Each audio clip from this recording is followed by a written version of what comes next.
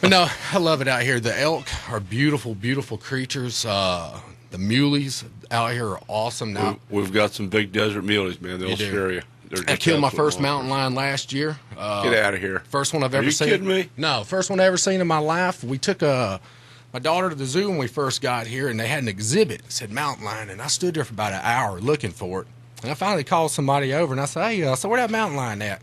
They said, oh, he must be over there laying down. And I thought, yeah, right. You ain't got no mountain lion in here. And went up to Prescott back in August, opening day of archery deer.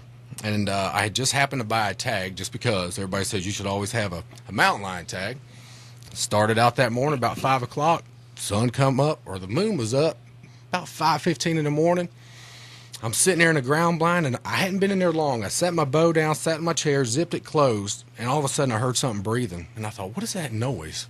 And I leaned forward and looked, and there was this cat, and I was like, oh, my God. So I ducked down real quick because I was scared, bad scared. Excuse me. So I ducked down real quick, and I was, like, feeling around, and I reached for my pistol, and I thought, oh, my God, am I supposed to have a pistol on me on an archery hunt? And I was like, I don't care. But I was like, well, maybe if I shoot this thing, somebody's going to hear it. So I ducked back down again, and I slowly creeped up, and that cat was still looking around. So I ducked back down, and I grabbed the arrow, and I knocked it, and I looked, and I shot, man. And when I heard it hit, it just scared me. And I was like, oh, my God. So I shook like a little girl for like an hour till the sun came up. And my wife at the time was 7 months pregnant, so I'd sent her a text and said, hey, if something happens to me and I don't come home, if I get eaten, yeah. I've maimed a mountain lion, and this is my GPS location. And she wrote back, panicked. For like 2 hours, I made her wait before I responded. Because after I shot the cat and the sun come up, I had a group of turkeys come in on me. I shot a turkey with my bow. Now, JJ? I know it. If I'm lying, I'm dying. I'm telling y'all right now. So this is the truth.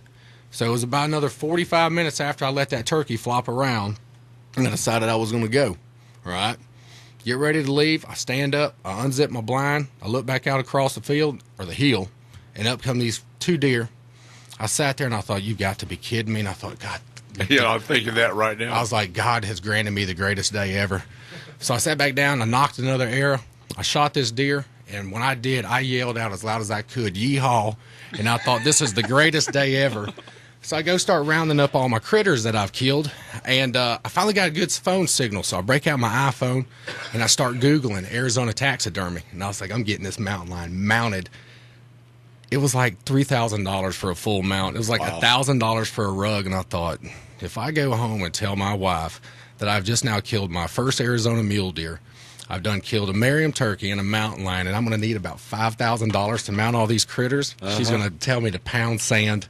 And but needless to say, I didn't mount any of them. But